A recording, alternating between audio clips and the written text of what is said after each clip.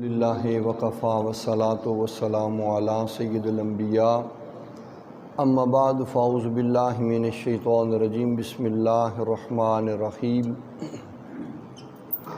وبشر الصابرین الذین اذا اصابتهم مصیبۃ قالوا انا للہ وانا الیہ راجعون اولئک علیہم صلوات من ربہم ورحمہ وَأُولَئِكَ هُمُ الْمُهْتَدُونَ صدق اللہ و مولانا العظیم وصدق رسولہ النبی الکریم الامین ان اللہ وملائکتہ یصلون علی النبی یا ایہا الذین آمنوا صلوا علیہ وسلموا تسلیما اللہم صلی علی سیدنا و اصحاب سیدنا و ازواج سیدنا و مولانا محمد وبارک وسلم وصلی علیہ الصلاۃ والسلام علیک یا سیدی یا رسول اللہ الصلاۃ والسلام علیک یا سیدی یا حبیب اللہ الصلاۃ والسلام علیک یا سیدی یا رحمت للعالمین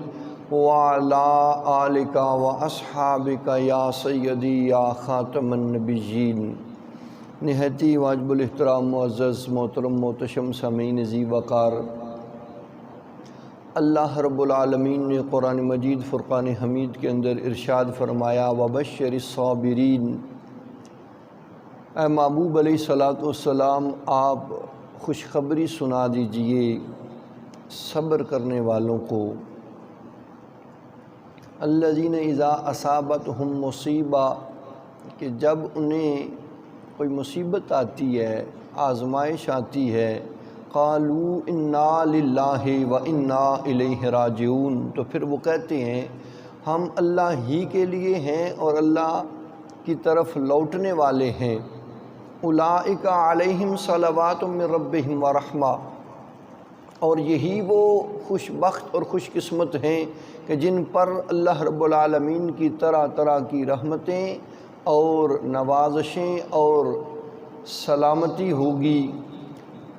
وَأُولَئِكَ هُمُ الْمُهْتَدُونَ، اور یہی وہ خوش نصیب ہیں کہ جو سیدھی راہ پر مستقیم ہیں۔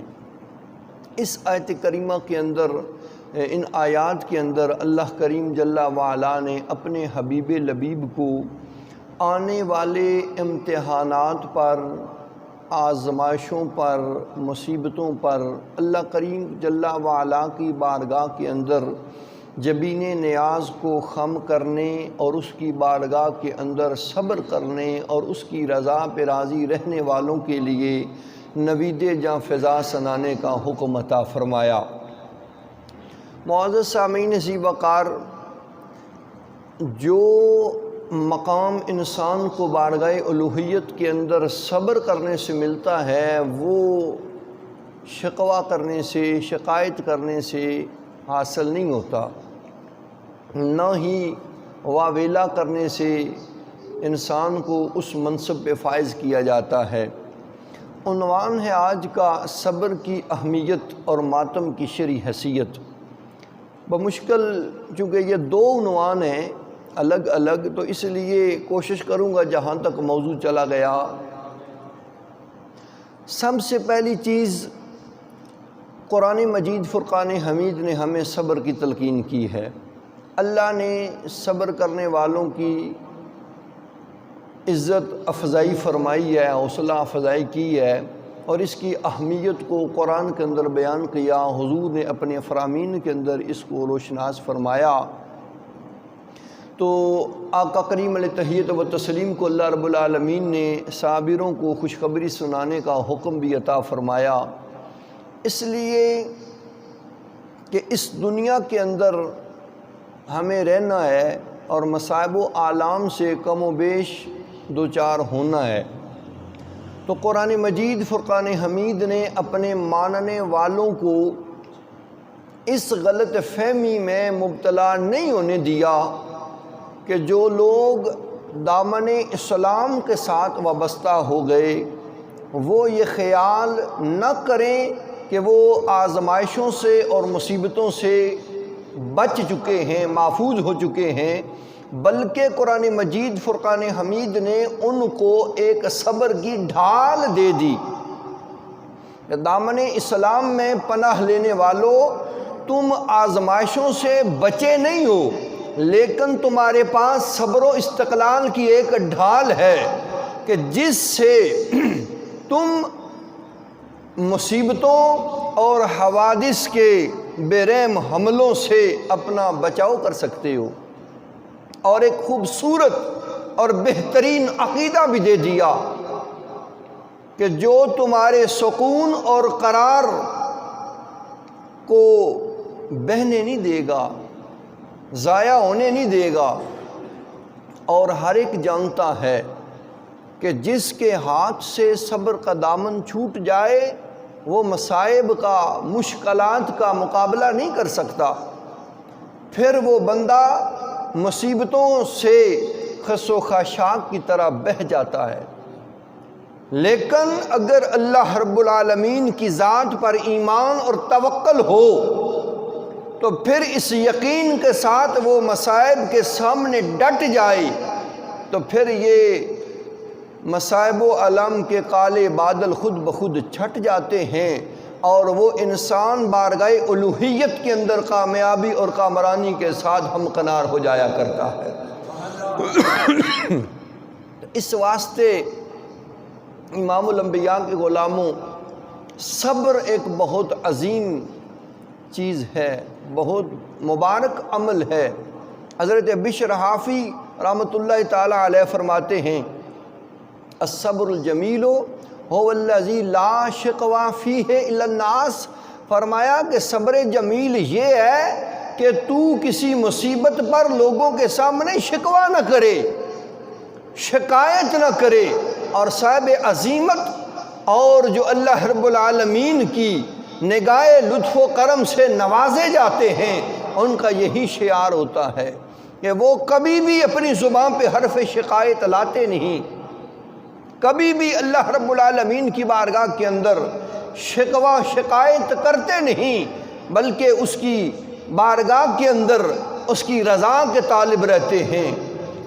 تو پھر ایسے ہی باہمت اور عالی حوصلہ خوش نصیبوں کے واسطے اللہ رب العالمین نے اعلان کر دیا ان اللہ مع الصابرین، بے شک اللہ رب العالمین صبر کرنے والوں کے ساتھ ہے۔ تو یہ جو معیت ہے نا، یہ خاص معیت ہے، بڑی خاص سنگت ہے۔ قاضی ثناء اللہ پانی پتی علیہ رحمہ فرماتے ہیں کہ اس معیت سے مراد کوئی معمولی معیت اور سنگت نہیں ہے، یہ خاص اللہ رب العالمین کی معیت اور سنگت ہے۔ تو جس کا حامی و ناصر اللہ رب العالمین ہو جائے پھر اسے کون سی دنیا کی طاقت ہے جو ہرا سکتی ہے؟ کس دنیا کے میدان کے اندر اسے زیر کیا جا سکتا ہے؟ جس کو اللہ کریم جل وعلا کی تائید و نصرت حاصل ہو وہ دارین کے اندر ہمیشہ ہمیشہ کامیابیوں سے ہمکنار ہو جایا کرتا ہے، پھر وہ زیر نہیں ہو سکتا۔ تو معزز سامعین ذی وقار، صبر اس کی بڑی اہمیت اور اس کی بڑی قدر و منزلت ہے۔ آقا کریم علیہ تحیت و تسلیم نے ارشاد فرمایا نقصان ہوتا ہے، بندے کا خسارہ لگ جاتا ہے کبھی نہ کبھی، کہیں نہ کہیں، اسے کیا کرنا چاہیے؟ صبر کرنا چاہیے، کیونکہ اللہ کریم آزماتا بھی ہے۔ جیسے رب کریم جل وعلا نے قرآن میں ارشاد فرمایا وَلَنَبْلُوَنَّكُمْ بِشَيْءٍ مِّنَ الْخَوْفِ وَالْجُوعِ وَنَقْصٍ مِّنَ الْأَمْوَالِ وَالْأَنفُسِ وَالثَّمَرَاتِ، کہ وہ جانوں میں، مالوں میں کمی کے ساتھ، بھوک کے ساتھ، پیاس کے ساتھ، ان چیزوں کے ساتھ آزماتا ہے۔ خوف سے، ہر چیز سے وہ آزما رہا ہوتا ہے، تو اسی کے وہی ہوتے ہیں جو اس کی بارگاہ کے اندر جبین نیاز کو خم کرتے ہیں، جو اس کی بارگاہ کے اندر راضی برضا رہتے ہیں، وہی کامیاب ہوتے ہیں اور وہی اس کے اپنے ہوتے ہیں۔ تو یہ آزمائشیں ہوتی ہیں، تو اللہ جب کسی کو آزماتا ہے نا، مثال کے طور پہ کوئی اپنا پیارا ہمارا فوت ہو جائے تو پھر اس پہ ہم کیا کریں؟ جزا فضا نہ کریں، واہ ویلا نہ کریں، ماتم نہ رچائیں تو پھر کیا ہوتا ہے؟ اللہ کریم جل وعلا فرشتوں سے فرماتا ہے کہ فرشتوں تم نے اس کے پیارے کی روح قبض کر لی، اسے ایک امتحان میں مبتلا کر دیا، لیکن کیا ہوتا ہے کہ جب بندہ جزا فضا نہ کرے واویلا نہ کرے بلکہ کیا کہے رب کی کریم جل وعلا کی بارگاہ کے اندر الحمدللہ انا للہ و انا الیہ راجعون، اللہم اجرنی من مصیبتی واخلف لی خیرا منہا، یہ دعا بندہ پڑھے رب کی بارگاہ کے اندر۔ مطلب کیا ہے؟ الحمدللہ تمام خوبیاں اللہ کریم جل وعلا کے لیے، انا للہ و انا الیہ راجعون، ہم اس کی طرف لوٹنے والے ہیں، اسی کے ہیں اور اسی کی طرف لوٹنے والے ہیں، اس سے تو کسی کو انکار ہی نہیں ہے، اور چاہتے ہوئے بھی بندہ انکار نہیں کر سکتا، ہم ہیں ہی اسی کے اور اسی کی طرف لوٹائے جائیں گے، لوٹنے والے ہیں اسی کی طرف۔ اور پھر ساتھ میں بندہ کہے اللہم آجرنی من مصیبتی واخلف لی خیرا منہا، کہ اے اللہ کریم جل وعلا یہ جو تو نے مجھ پہ امتحان ڈالا ہے، یہ جو آزمائش مجھے دی ہے، اس کا مجھے بدلہ عطا فرما اور نعم البدل عطا کر، اس پہ مجھے اجر عطا کر، میں تیری رضا پہ راضی ہوں۔ تو اللہ کریم فرماتا ہے فرشتوں تم نے اس کے پیارے کے روح قبض کر کے اسے تکلیف دی، اب یہ کیا کہہ رہا ہے؟ فرشتے یہی عرض کرتے ہیں مولا وہ تو یوں کہہ رہا ہے الحمدللہ انا للہ و انا الیہ راجعون۔ تو کریم سامعین سی وقار اس اللہ رب العالمین کی بارگاہ سے پھر اجر کس انداز سے ملتا ہے؟ اللہ کریم جل وعلا فرماتا ہے اے میرے فرشتوں تم میرے اس بندے کے واسطے جنت میں گھر بناؤ، وَسَمُّوهُ بَيْتَ الْحَمْدِ، اور اس گھر کو بیت الحمد کا نام دو، اور میں اسے اس کا نعم البدل بھی عطا فرماؤں گا۔ تو اس واسطے جب بندہ صبر کرتا ہے، اللہ کریم کی رضا پہ راضی ہو جاتا ہے، تو رب کریم جل وعلا پھر اس کی اس استقامت کو یا اس کے اس صبر کو ضائع نہیں ہونے دیتا، بلکہ اس کا نعم البدل بھی عطا کرتا ہے، اس پہ ڈھیروں ڈھیر اجر بھی عطا فرماتا ہے۔ اور اس پر ایک بات اور بھی میں آپ کی خدمت میں پیش کر دوں، حضرت امام جعفر صادق رضی اللہ تعالی عنہ کے حوالے سے اصول کافی یہ شیعہ حضرات کی معتبر کتاب ہے، اس میں یہ بات موجود ہے، امام جعفر صادق کا قول قال الصبر من الایمان بمنزلۃ الراس من الجسد، آپ نے ارشاد فرمایا کہ صبر کا ایمان کے ساتھ اس طرح کا تعلق ہے جس طرح جسم کے ساتھ سر کا تعلق ہوتا ہے، جسم کے ساتھ سر کا بڑا عظیم تعلق ہے۔ اور پھر آپ فرماتے ہیں، اور یہاں پہ یاد رکھیں کہ جو ہماری جسم کی بہاریں ہیں، رونقیں ہیں، یہ نزاکتیں ہیں، یہ طاقتیں اور لطافتیں ہیں، یہ ساری کی ساری جسم کی جو یہ عظمتیں اور شانیں ہیں، یہ سر کے ساتھ جڑی ہوئی ہیں۔ سر نہ ہو تو پھر یہ وجود کی ساری عظمتیں اور یہ لطافتیں اور یہ شانیں ختم ہو جاتی ہیں، یہ بہاریں رونقیں مٹ جاتی ہیں۔ تو آپ نے ارشاد فرمایا بڑی خوبصورت بات ہے یہ کہ صبر کا ایمان سے اس طرح کا تعلق ہے جس طرح جسم کے ساتھ سر کا تعلق ہے۔ اور پھر مزید آگے ارشاد فرمایا فَإِذَا ذَهَبَ الرَّاسُ ذَهَبَ الْجَسَدُ، کہ اگر جسم، یہ جسم اور سر کی بات ہو رہی ہے، سر چلا جائے ظاہری بات ہے جسم سے کٹے گا تو جائے گا، سر جسم سے چلا جائے تو جسم بھی ختم ہو جاتا ہے۔ قذالک فرمایا اسی طرح اذا ذهب الصبر ذهب الایمان، فرمایا کہ جس کا صبر چلا جائے اس کا ایمان بھی ختم ہو جاتا ہے۔ ایمان کی سلامتی یہ صبر کے ساتھ جڑی ہوئی ہے۔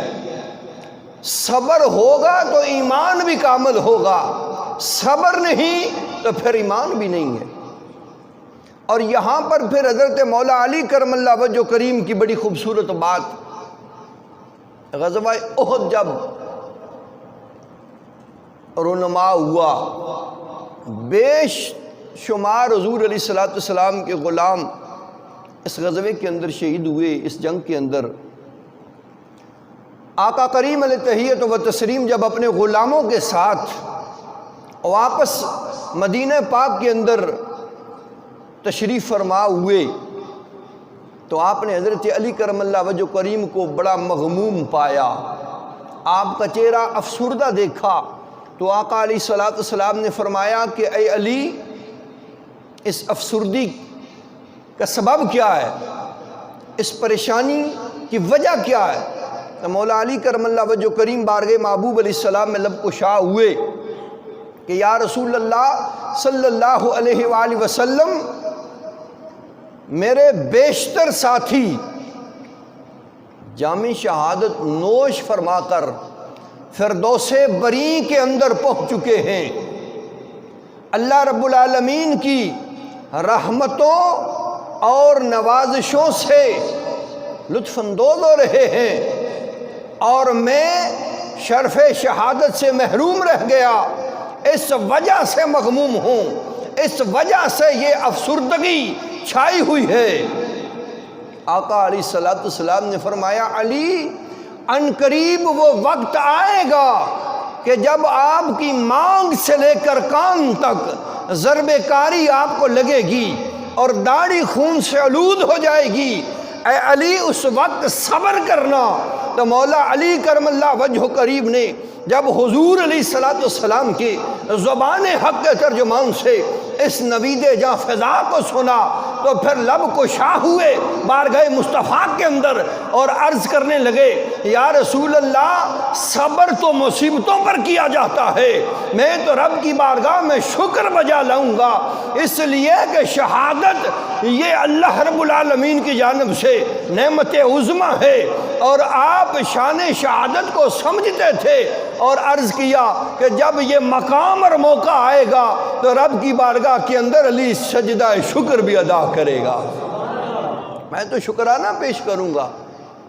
کیوں؟ اس لیے کہ صحابہ کرام رضوان اللہ علیہ مجمعین شہادت کو عذاب یا مصیبت نہیں سمجھتے تھے، شہادت کو اللہ کریم کی نعمت عظمی یقین کرتے تھے۔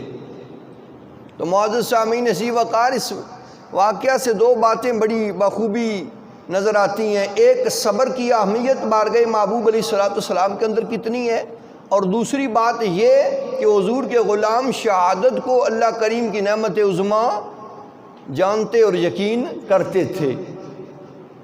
تو اس لیے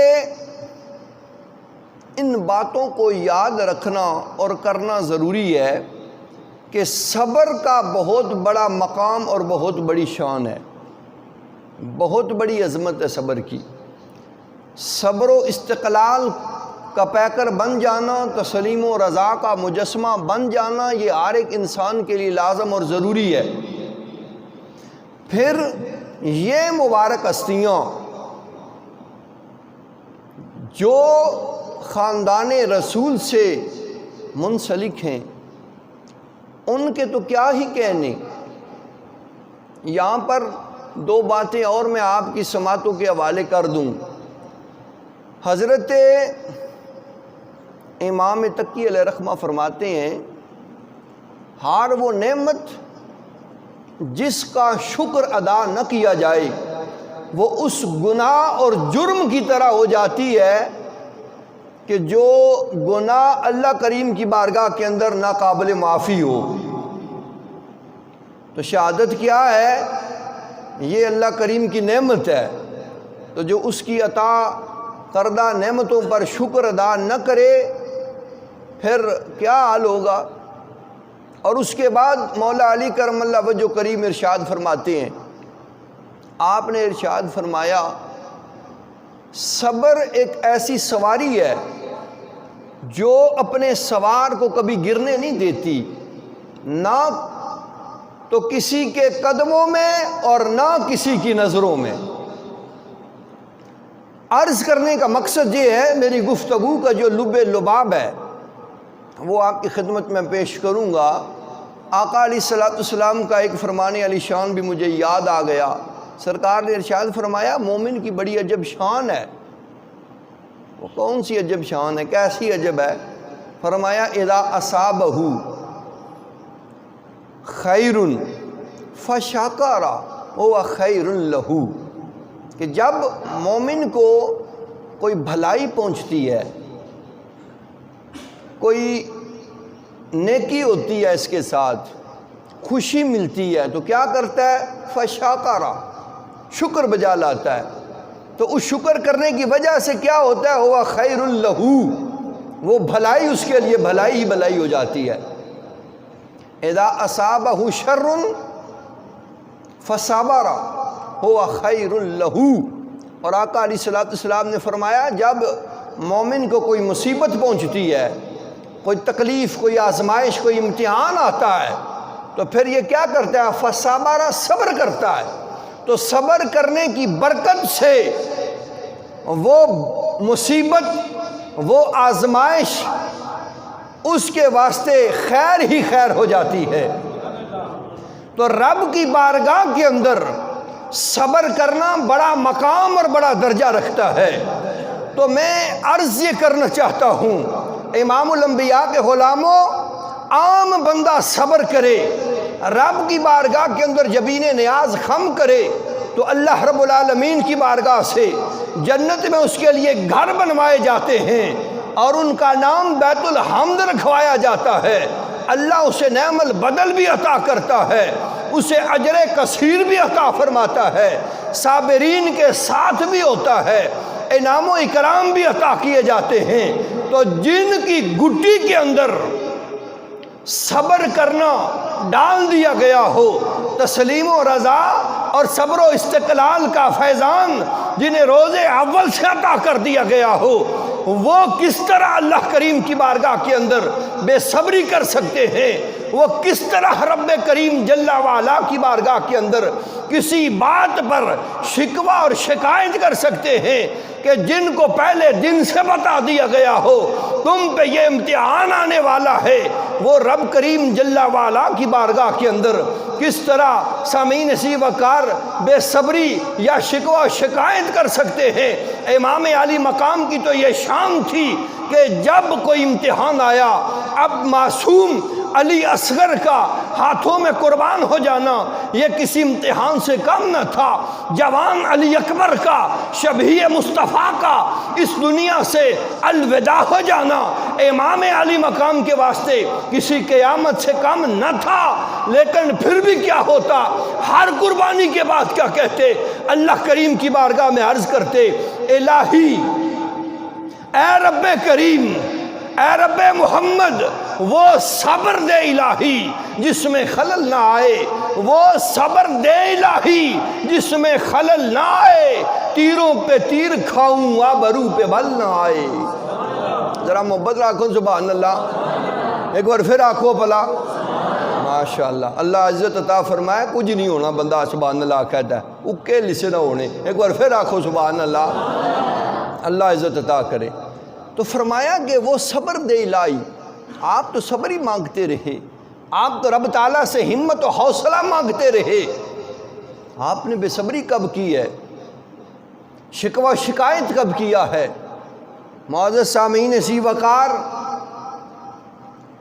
آپ کو پتہ تھا، سب کچھ معلوم تھا کربلا میں پہنچنے سے پہلے ہی، لیکن یہ بھی پتہ تھا کہ یہ امتحان ہے، تو امتحان بھی اللہ کے اپنوں پہ آتے ہیں۔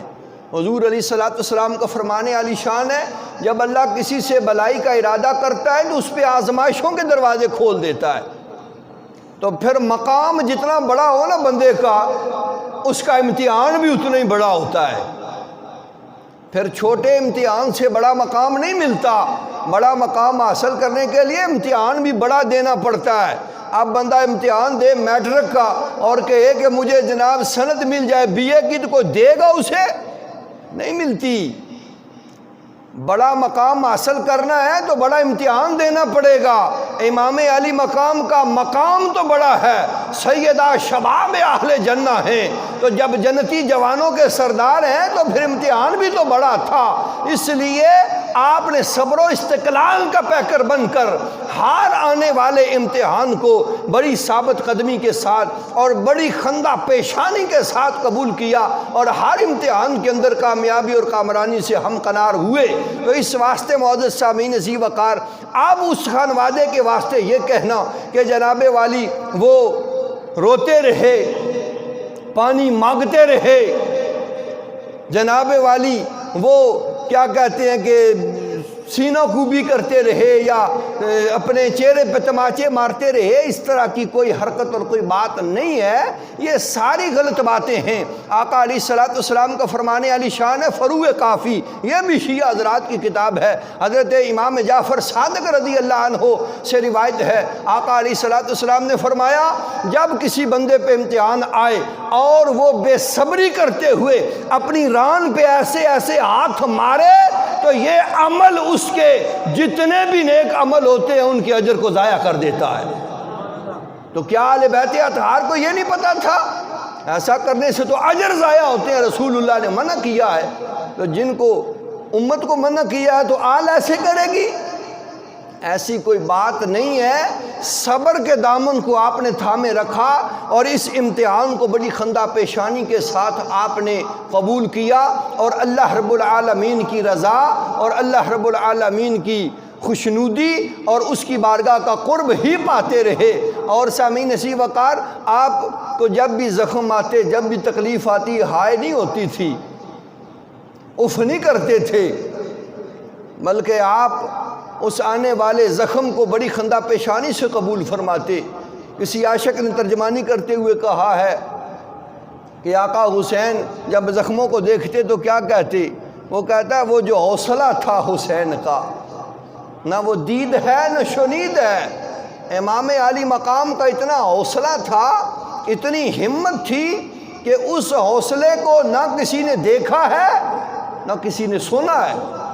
وہ جو حوصلہ تھا حسین کا، نہ وہ دید ہے نہ شنید ہے، لگے زخم جو دیکھے بدن پر، کہا عاشقوں کی یہ عید ہے، یہ عاشقوں کی عید ہے۔ ہر امتحان کے بعد انعام ہوتا ہے، ہر مشکل کے بعد آسانی ہوتی ہے۔ تو یہ امتحان تھا اور آپ نے اپنے اس امتحان کو بے صبری کی بھیٹ نہیں چڑھایا، بلکہ صبر و استقامت کے ساتھ تسلیم و رضا کا پیکر بنتے ہوئے اپنے نانا کریم کی تعلیمات کو ملوز خاطر رکھتے ہوئے اپنے والدین کی دعاؤں کا ساتھ لیتے ہوئے اس امتحان کے اندر کامیابی سے ہمکنار ہوئے، اور آپ نے اپنی جبین نیاز اللہ رب العالمین کی بارگاہ کے اندر خم کی، اور دنیا سے جاتے جاتے بھی آپ نے آخری سجدہ روح زمین پہ کر دیا۔ تو اس واسطے معزز سامعین ذی وقار، آپ نے اپنے ہمت و حوصلے سے یہ بتایا ہے کہ ان اللہ مع الصابرین، بے شک اللہ رب العالمین صبر کرنے والوں کے ساتھ ہے۔ تو ہر موقع پر، ہر مقام پر صبر کے دامن کو تھامے رکھنا چاہیے، اور اسوہ امام حسین رضی اللہ تعالی عنہ سے اس پہلو پہ سبق اور روشنی ڈالنی چاہیے، اور ہمیں اپنی زندگیوں کو اس انداز سے گزارنا چاہیے۔ کہیں کبھی زندگی میں اونچ نیچ آ جائے، کوئی امتحان آ جائے، کوئی کڑا وقت آ جائے تو بے صبری اور واویلا نہیں کرنا چاہیے۔ اس سے کیا ہوگا؟